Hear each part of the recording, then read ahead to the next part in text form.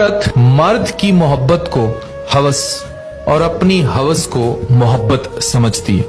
ये बहुत बड़ा टेक्निकल एरर है जिसकी वजह से मुआशरा बहुत तबाह हो रहा है।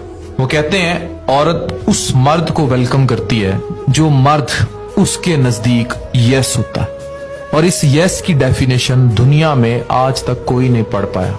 हाँ, किताबें कहती हैं कि ये डेफिनेशन दौलत, शोहरत या स्टेबिलिटी के साथ होती है, इसका हुस्न से कोई ताल्लुक नहीं होता, लेकिन बाजुकात इसका ताल्लुक रूह के साथ जरूर होता है। मैंने बड़े घरों को तबाह होते देखे और वजह यह है कि हम आज तक लस्ट और लव की तारीफ से बाहर नहीं निकल पाए।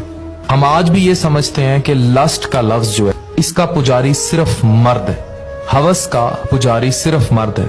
हमने कभी औरत की हवस को पढ़ा ही नहीं, और जरूरी नहीं कि औरत की हवस सिर्फ जिन्स, सेक्स या जिस्म तक महदूद हो।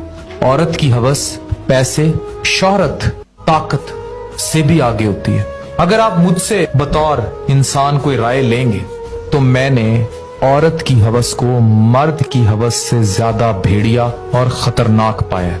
और याद रखें, लस्ट का हेट लव को हेट में बदलने से ज्यादा खतरनाक होता है। औरत ज्यादा खतरनाक किस्म की हवस रखती है और उसकी नफरत भी ज्यादा खतरनाक होती है।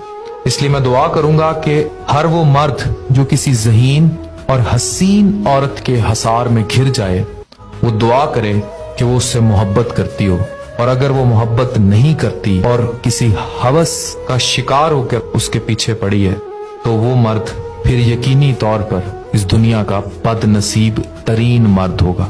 औरत की हवस को पढ़िए, मुआशरा समझ में आ जाएगा।